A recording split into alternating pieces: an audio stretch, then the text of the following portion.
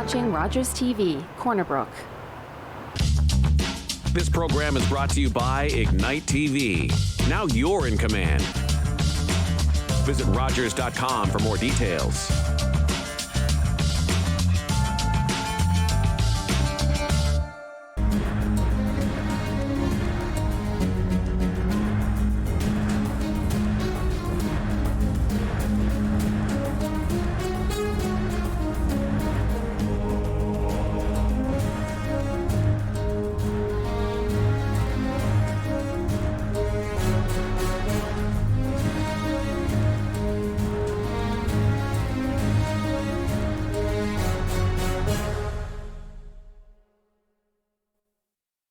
Good evening and welcome to ExploreNL. I'm your host, Dustin Parsons.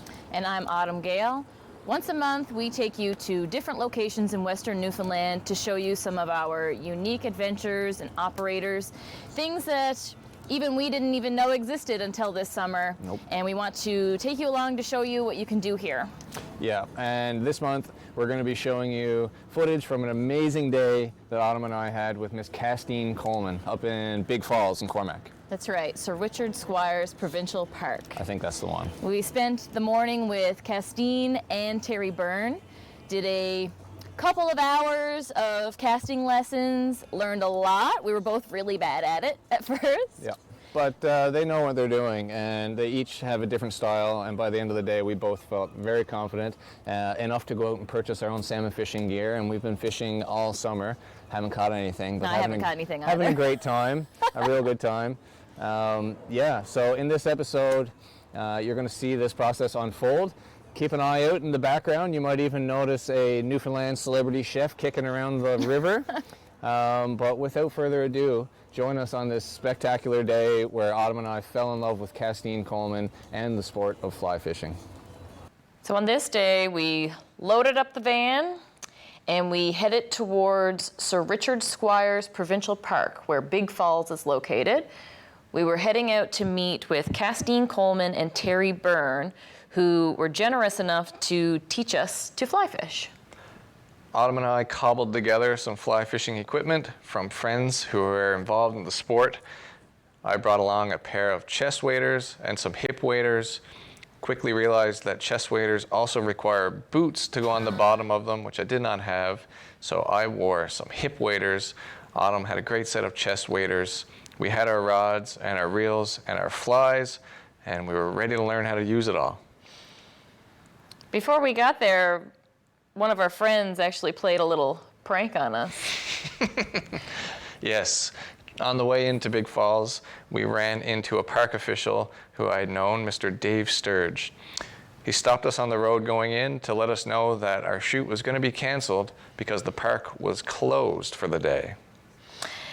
When we asked him why it was closed, he said because of a killer bee infestation.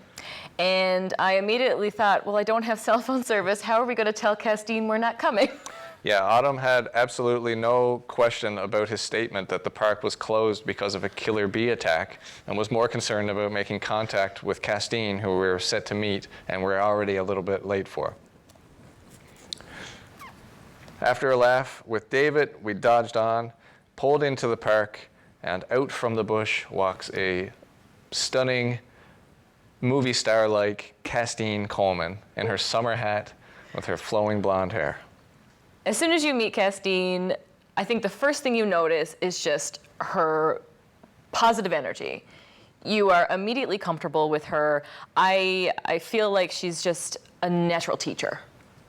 Yeah, right away we were getting great vibes from Castine. She let us know that we might have to contend with a locally known or world-renowned chef, Mr. Jeremy Charles, who had been down enjoying the river with his son and was cooking a breakfast.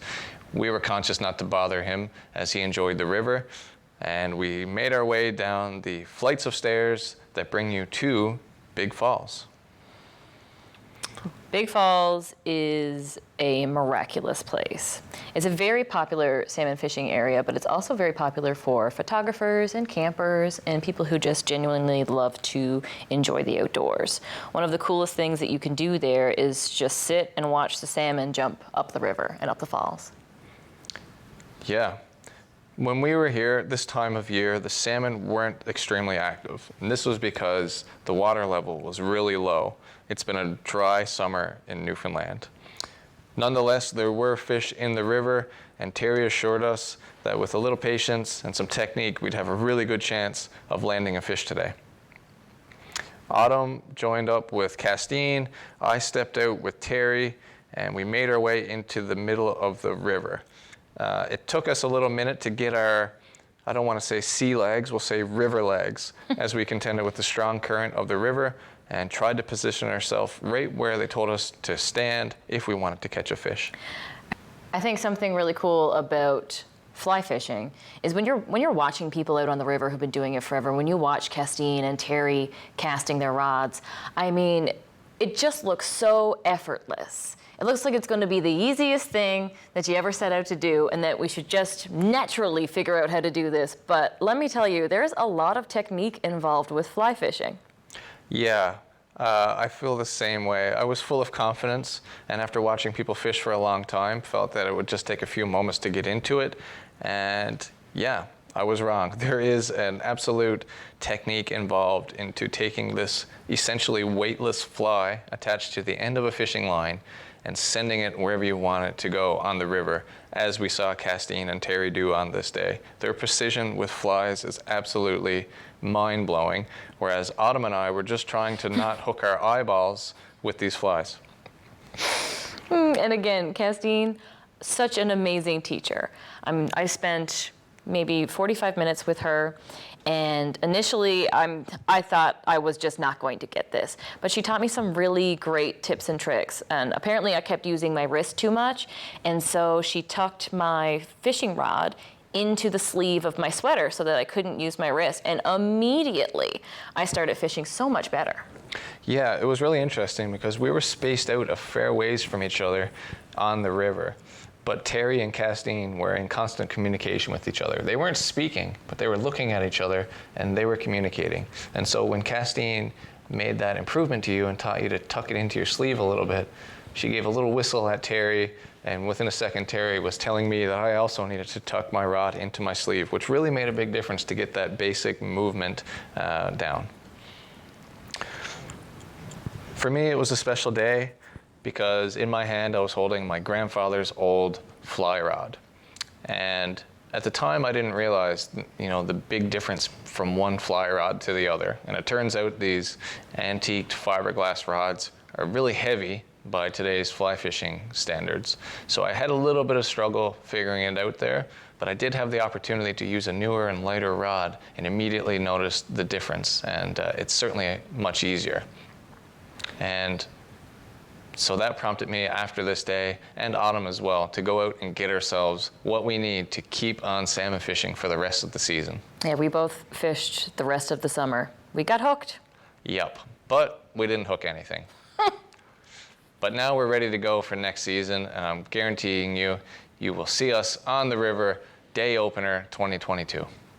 After our casting lesson, we headed back into the beach, and Terry took the time to teach us how to tie a fly. Yeah, this is an art form in itself. It was really neat just to see his toolbox for tie flying. And you're looking at furs and feathers from exotic birds all over the planet. These are actual materials that are used in fly tying. So it was really neat to get a lesson on, what kind of feathers they are, where in the world they come from, and why it is that these materials are used in fly tying. But again, it's just all about coming up with ways to trick those fish and make them think that there's something tasty floating on top of the water. And as Terry was teaching us to tie a fly, Castine was doing a little boil up. We had some tea buns with homemade jam, some coffee. It was a really nice experience. And this is when we started to realize what salmon fishing was all about. It's about being on the river. It's about being outside. It's about the fire on the shoreline. It's about the camaraderie with your friends and contending with nature and challenging yourself and looking for the chance to have a little brief fight with one of the most impressive animals on the planet, the Atlantic salmon. One of the most important lessons learned from Terry and Castine on this day was about catch and release. Unfortunately, we didn't catch anything to get the chance to release. But they informed us all about this practice, which in some circles is a little bit debated now. A lot of people like to keep their fish, which is great. In Newfoundland, you get 2 tags, so you can retain 2 fish. But if you want to carry on and fish on, there is a way to properly do this. There's a safe way for the fish to ensure that these fish can keep coming up the river for years to come for people to continue to enjoy. And Terry got into the details about this practice and why they believe this is really the way to ensure a long-lasting, sustainable, profitable salmon fishery here in Newfoundland. Castine is also providing clear your gear line recycling bins at many fishing locations around Newfoundland. So keep an eye out for that. It's so nice to see people who are really concerned with sustainability. I'd like to give a shout out to all the people in my life who have encouraged me to try salmon fishing. People like Mr. Jonathan Sang, who started the Salmon Anglers of Newfoundland Guild, Terry Cram, and a world-renowned guide and salmon fisherman, and Scott Grant, photographer, salmon fishing advocate, and the man who ultimately connected me with what is now my new salmon fishing loadout. Yes, Castine gave us our first lesson, but all summer long I received many additional lessons from my friends Colin Murray and Scotty Holloway. Thank you so much for having the patience to keep showing me how to get better at this. If you want to have a similar experience to this and learn how to fly fish, especially if you find it a little bit intimidating, I think that's why I never got into it before, is that I was always just a little bit intimidated to go out there and try it for the first time. But again, Castine made me feel so comfortable and is such a good instructor. She's actually an FFI certified casting instructor. We didn't talk about that too much in the episode, but I afterwards looked into what that means. And it is a very comprehensive program. So if you become certified, you definitely know what you're doing. Castine and Terry also run Tight Loops, Tight Lines. Their website is tightloopstightlines.com. And their focus is to educate, inspire, and conserve. So if you go to their website, you can see all their upcoming events and different experiences that you can book with them. Castine and Terry have taught hundreds, probably thousands of people to properly and safely fly fish. And they can teach you too. Check them out online today. So what would you use this fly for? Like, because we didn't use one today, right? It's a wet fly like you use. Mm-hmm. Yeah. But it's probably the most famous wet fly in all of Atlantic salmon fishing. Okay. I'd say if you look at numbers, it's probably the most productive salmon pattern ever developed. Now, it's probably being caught very quickly and overtaken by the orange bomber, which is a dry fly. But as a wet fly, it has no equal, really. It's And there's a lot of different variations on it now. yeah, and it works. I don't think there's a river that it doesn't work on. It works everywhere it's ever fished. It works. And if I could see, I might be able to make a fly for it. Well, I'm coming along pretty good. Is there like a lot of difference in complexity between flies, or is it one? Yes. Yeah. Yeah. So if you tie one, you can tie them all. You can. Once you get the hang of it, you can usually tie pretty well anything. But there is a bit of complexity to it. Yeah. Terry, is that a bird's head? Mm-hmm. Is it real? Mm-hmm. Ah! Okay. Okay. What kind of bird? Pheasant. Really? The golden pheasant. May I? It's like a Sure. chocolate Yep. It's really soft. Soup now? My cat steals it all the time from the flying room. Oh my god. They're crazy, hey? That's pretty cool. Yeah. Like That's the first time I've seen that. Weird how it has like a tiger print. Is it orange? Some other ones. Yeah, no, it's an orange and gold. And then like the tips on the lower part. See how it's like black right across? So I use it for, like there's one, it's an alley shrimp. We tie and use two on the sides, so they kind of like shape the side of the fly, and that one's always really nice. It's got a scarf on here.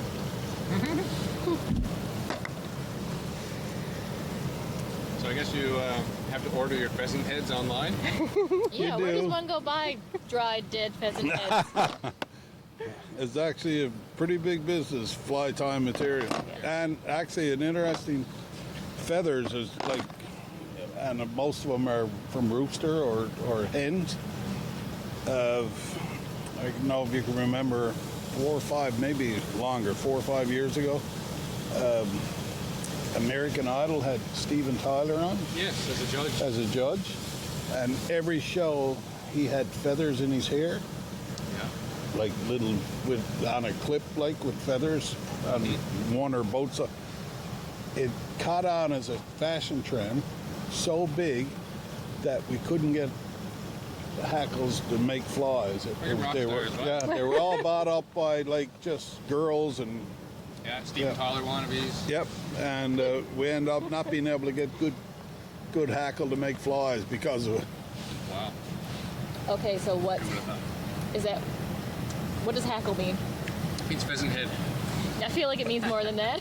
Like that would be a hackle. Like that is it just dyed blue, but it came from a rooster. Okay. So it usually hangs down. If you look at a rooster, you got all right here in his front is all long feathers. Right.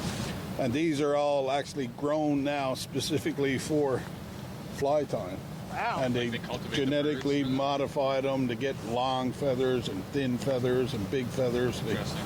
So So is there anything like artificial that you can substitute for real feathers? there's all kinds of artificial wools and stuff out there now, but for collars and throats and that, there's not really a substitute other than what we Real use. deal. Yeah. Yep. But these birds are grown just for that. Seems a bit strange. So for your seminars that you have for beginners, do you usually take people through tie flying too as well? It depends on how long it is. So if we go out and do like an hour or 2 hour casting lesson, we probably won't. But if we did a full day or a 2-day event, we would definitely do some fly tying. Cool. Yeah. So where did most of the new fishermen that you end up teaching come from? Are they locals or are they people who are like traveling around to the area to seek your... It's a little bit of both. Yeah. And like because of Castile, there's a lot of kids and a lot of women. Who otherwise would probably... Who are feeling more confident to try it out? Are starting to get in. And like, a lot of people will say, like, I want to fish, but I don't want my husband to teach me. Yes. I could definitely understand that. Yeah. Yeah. I have a really hard time learning anything from George. No, that makes a lot of sense, actually. Yeah. And then a growing number of, like, very independent women who are just looking for something else, something new to do, something new to try, and have kind of always wanted to try fly fishing, and that's it's a really peaceful sport when you're out on the water. I got smoke in my eyes, but just being outside and kind of being able to forget about everything. Like when you're out casting, you don't really get a chance to think about what you did yesterday or what you're supposed to be doing now or tomorrow, and you just kind of get into that. It's like yoga, meditation. And I don't think there's, no matter what problem you got, if you get into fishing and you're out doing it, everything disappears. You don't even think about it. Yeah, well, I find that just in our little experience we had on the river just then, you know, with you, there's so much to think about in that cast when you're trying to figure it out, especially. You can't think about anything else. And as soon as you get distracted, it's like... You make a bad cast, So it's so cool, but also it was, you know, to come back in, it felt like we were out there for 15 minutes, and then for Gian to tell us we were out there for an hour standing up, you know, it's just, it was like a...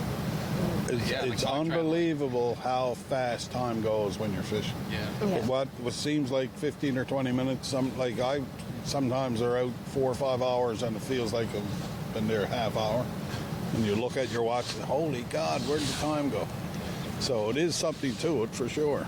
Yeah. It feels like a lot of people travel to Western Newfoundland to do salmon fishing, and is that just timing, or is that because our rivers are more populated, or what's the deal? It's timing, and it's because the rivers are so good. Yeah. Like, we are blessed on the West Coast to have so many great rivers so close. I mean, we can rival anywhere in the world with what we got for salmon fishing. Yeah. Yeah. And it's, hopefully the world will start learning and catching on a bit more to how much we got to offer here, because it's incredible. And as experienced anglers and fishermen here, do you think that would be a great thing? If more Yeah. people Oh, came yeah. to fish The on more rivers? people, it Yeah. would be. Yeah. And it'd be better for everything, better for the economy, because everyone bringing in new dollars. And once you get more people involved, then more people care about the fish. Yeah. So you end up with more people caring means they're going to be concerned about what's happening to the fish Right. and want to make sure that the fish survives. Yeah. So more people traveling here to go fishing might actually be better for salmon conservation. Definitely. absolutely. Definitely. Yeah. Yeah. The more people that love the sport and love the area, the more concerned they're going to be with what's happening with the fish, and the more. Yeah. You get emotionally attached Yeah. to when you really enjoy a sport. It's not like you're not out there just to cast, although sometimes I am. But you really care about the fish, and when you see that you've got a year and there's not a whole lot of fish in the water, it's, well, why? What happened? Is something eating them? Did we take too many 5 years ago when they were on the last cycle? Or You build that connection and see the patterns. yeah, and it's not because you want more to catch. You're just like, why aren't the salmon here? What happened to the fish? Yeah, they were here before. Yeah. So what got you guys into salmon fishing? I don't know, but sometimes it's a curse, I think. But actually, my father still is. He's 84 now, and he'll be here next week, hopefully, if we get some rain. And I started with him, and it just love the outdoors, and I think Castine is the same. Her Yeah. dad got her involved, Yep. so. And it's a drug. I certainly enjoyed it. I could spend the rest of the day here now. Oh, it's Yeah. beautiful. It's like being on a river, and it helps when there's a few fish around, but even if there's not, it's just peaceful, and you get to work on your cast, and you get to see what you're doing wrong or fix some mistakes. Light a fire, have a snack. Yes. Yeah. Yeah. That's fine. That's what you get when you can't see what you're doing. I feel like I'm Alan Piercy. I'm just trying to feel my way through. I don't even know what I'm doing. Alan is Alan is a friend of ours that comes here. He's blind, and he's from St. John's, and his wife comes with him too, and she fishes. She's a great fisher, but she drives the vehicle. They pull the great big fifth wheeler, and she parks it and sets it up and does everything, and they come down there fishing together, and she'll bring him out and put him in the spot, and he can only fish wet fly because he can't see. Right. So, but he loves it too. It's hilarious. Oh my God, amazing. So it really can be for anybody. yep. Anybody, it doesn't matter. And actually, there's a guy from Corner Brook. What's his name?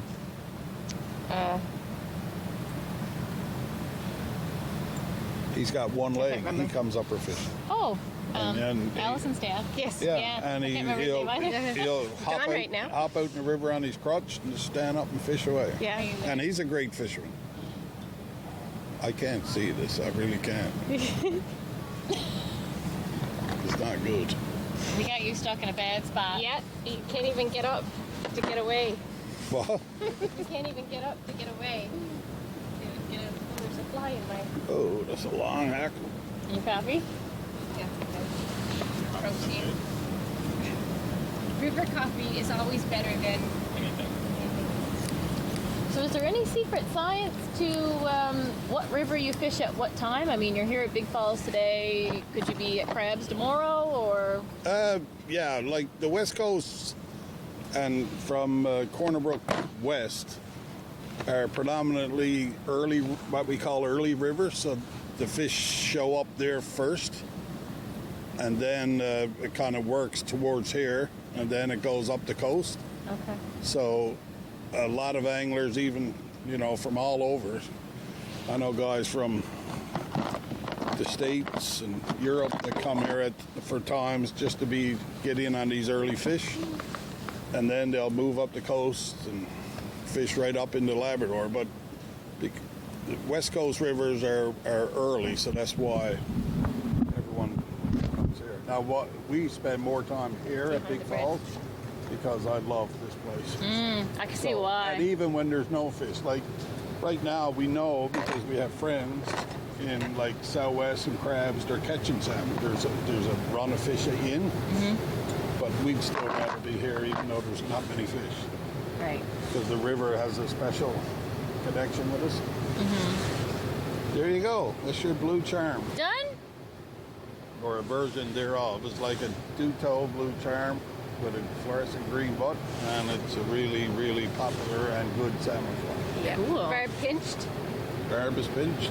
Okay, that's for, you can use it next time you go fishing. Ooh! Which might be later on today when I go and get my car, because now I want to be doing this all the time. Can you take out the Zappagat, put some on so her head won't come apart? And we need that for one more minute.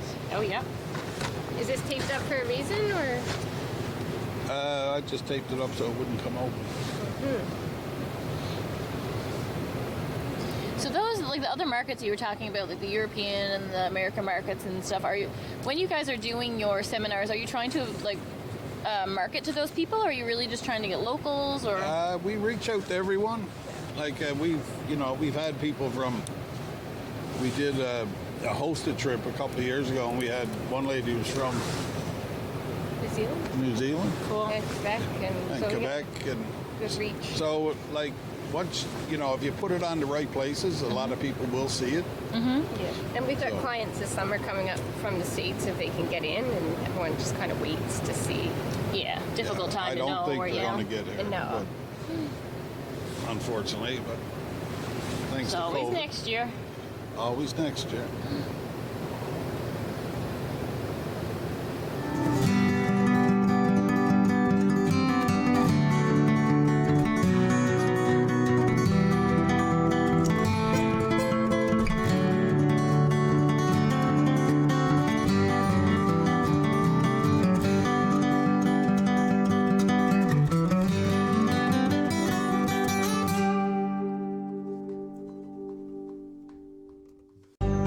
If you have a comment about this program, we'd love to hear it. Email or call us, or send us your feedback through social media.